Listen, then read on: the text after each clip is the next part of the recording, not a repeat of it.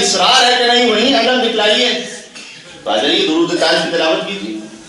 اللہم صلی علی سیدنا محمد صاحب التاج والمعراج والبراق والعلم. اب بات نہیں پڑھ رہی یہ آپ جانتے اگر ہمارے یہاں جب درود ہے تو اس میں فوراً آل کا ذکر بھی. یہ درود ٹھیک ہے، یہاں پر اس درود میں آل کا ذکر کہیں نہیں، علم کا ذکر ہے. اللہ یہ آپ کتابوں مل جائے گا درود تاج کے نام سے. اللہم صلی علی سیدنا محمد صاحب التاج والمعراج والبراق والعلم. کہ اب میں ترجمے میں تو آل کا نام کہہ دوں گے. حضرت سرکار کرمی مرتبہ احمد مصطفیٰ محمد مصطفیٰ صلی اللہ علیہ وسلم ان پر سلام ہو جو تاج والے ہیں اور معراج والے ہیں، بالکل سے اتفاق ہے، اور براق والے ہیں، براق حضور کی سواری، والعلم اور علم والے ہیں. یہ علم بدر میں بھی ہے، یہ علم احد میں بھی ہے، یہ علم خیبر میں بھی ہے.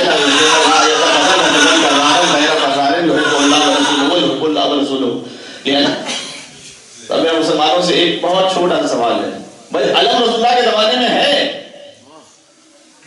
تو اگر رسول اللہ کی محبت میں 1 فٹ کی مسواک کی لکڑی نہیں چھوڑی تو ہماری دشمنی میں 5 فٹ کا علم کیوں چھوڑ دیا ہے؟ سنت رسول میں ایک چیز آپ نے لے لی تو یہ سنت رسول میں ہے یا نہیں؟ چلے آج یہ علم بتائیں، کوئی تو علم ہو آپ کے پاس، کوئی تو علم ہو. پہلے ہوئے حیدر کرار سے ڈر لگتا ہے، اور موت کو میثم تمار سے ڈر لگتا ہے، اور پرچم حضرت عباس سے دوری کیسی، کیا تمہیں اب بھی علمدار سے ڈر لگتا ہے؟ تو یہ علم تو وہی ہے جو سرکار کے زمانے میں، اور وہاں سے سلسلہ چلتا ہوا ہے. بلکہ کتاب اسرار العباسیہ میں تو علم کی جو تاریخ لکھی ہوئی ہے وہ کبھی محرم کی کسی مجلس میں انشاءاللہ گزارش کروں گا کہ حضرت شیث علیہ السلام سے علم چلا، یعنی زمانہ آدم علیہ السلام. جب قابیل نے حابیل کو قتل کیا تو حضرت شیث کو اللہ کی جانب سے یہ عہدہ ملا کہ وہ حابیل کے خون کا انتقام لیں، اور انہیں حکم دیا گیا، بالکل ابتدائی تاریخ گزاری، انہیں حکم دیا گیا کہ اللہ کے نام پر لوگوں کو جمع کرو. شہید کے خون کا انتقام یہ پرانی تاریخ ہے، اللہ کے نام پر لوگوں کو جمع کرو. اور انہوں نے کہا کہ پروردگار میرے پاس کوئی نشانی تو ہو کہ جس نشانی کے ذریعے تیرے نام پر لوگوں کو جمع کرو. تو جنت سے ایک سفید کپڑا ہے، اور وہ سفید کپڑا حضرت شیث کا علم بنا کہ اس کپڑے کو لہرا کر حضرت شیث نے یہ نعرہ بلند کیا کہ حابیل کے خون کا انتقام لیا جائے. وہاں سے علم چلا، اور یہ پھر انہیں پوری تاریخ لکھی کہ کیسے انبیاء تک منتقل ہوتا رہا. انبیاء تک منتقل ہوتے ہوتے حضرت نوح علیہ السلام، حضرت ابراہیم علیہ السلام، حضرت موسیٰ علیہ السلام، اور پھر درمیان میں یہ علم حضرت سلیمان علیہ السلام، حضرت داؤد علیہ السلام. یہ سلسلہ چلتا رہا یہاں تک کہ سرکار کرمی مرتبہ. سوال یہ ہے کہ بھائی کپڑا ہے، گلتا نہیں ہے. ان کا چاہنے والا بھی اگر کوئی قبر میں ہو، دیکھیں ساری بات ہی نسبت کی بات ہے، بات ہی نسبت کی ہے نا. آپ جا رہے ہو $50 ملین کا کوئی گھر ہے، اس کے قریب سے گزرے تھے، تو کے ادب سلام کرتے گزرتے ہیں. کبھی ایسا ہوتا ہے؟ ایک 5000 کی چوپڑی اور اس پر غازی کا علم لگا، اور ہمارے کوئی تعظیم کرتے ہوئے گزرتے ہیں، کہیں $multi ملین کا کوئی گھر دیکھ لیا، جن کا 2.5 ہفتے میں ضرور گزرتے ہیں کہ کاش ہمارا ہوتا.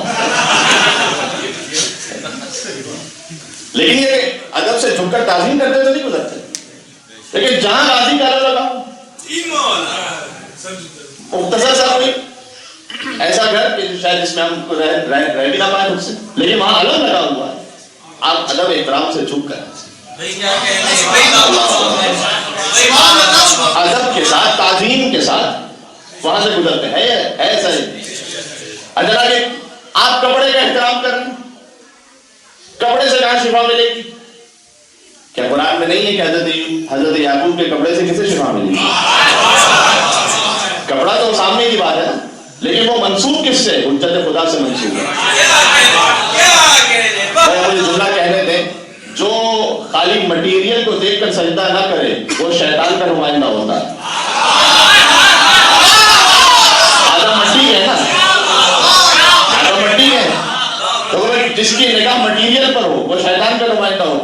کی نگاہ نسبت پر ہو کہ آدم خلیفۃ اللہ ہے، وہ فرشتوں کا پیروکار ہوتا ہے، اور ہمارے بس یہی معاملہ ہے کہ جس کی نگاہ فقط مٹیریل بنا کر رک جائے،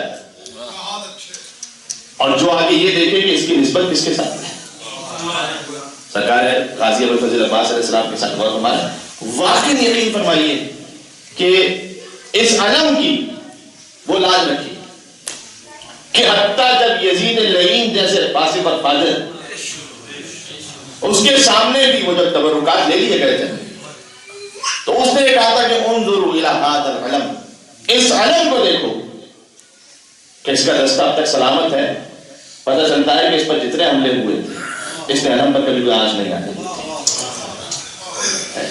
اور وہی سنت تو جاری ہوئی۔ کراچی میں جب بم بلاسٹ ہوا جلوس میں، عاشور کے جلوس میں، چھوٹے چھوٹے بچوں کے ہاتھ میں علم تھا۔ ہے شہر کراچی کے ملنگوں کو سلامی، پیمانے ملا توڑ کے بھاگے تو نہیں ہے، پیمانے ملا توڑ کے، بم بلاسٹ ہوا تھا نا عاشور کے، جو پیمانے ملا توڑ کے بھاگے تو نہیں ہے، اور بوڑھا تو بڑی بات ہے بچوں کی وفا دے، میدان میں علم چھوڑ کے بھاگے تو نہیں ہے۔ اس لیے یہ علم ہمیں طاقت اور قوت نصیب کرتا ہے کہ جو مطلق اتباع حسین ابن علی میں جس کی زندگی گزری، مطلق کوئی ایک ضعیف جھوٹی روایت بھی نہیں کہ کہیں حسین ابن علی کے سامنے عباس نے یہ کہہ دیا ہو کہ مولا یہ کر لیجئے تو بہتر ہوگا۔ دوسرے بزرگوں کے کلام ملتے ہیں جو میں تاریخ میں اس کو کیا نام نہیں لینا چاہتا، اپنے اپنوں کے بھی ملتے ہیں جنہوں نے مشورہ دیا، چاہے انہوں نے خلوص سے بھی مشورہ دیا ہو کہ مولا بیویوں کو ساتھ لے کے نہ جائیے، لیکن کہیں کوئی ضعیف روایت بھی نہیں، کہیں نہیں کہ حسین نے کچھ کہا ہو، عباس کے سامنے یہ کہہ دیا کہ مولا یہ ہو جائے تو بہتر ہوگا، باقی آپ کی مرضی نہیں۔ اس نے کبھی کیا، کیوں، کہاں، کیسے، کس لیے پوچھا ہی نہیں۔ برحمتك يا أرحم الراحمين، وصلى الله على محمد وآله الطاهرين۔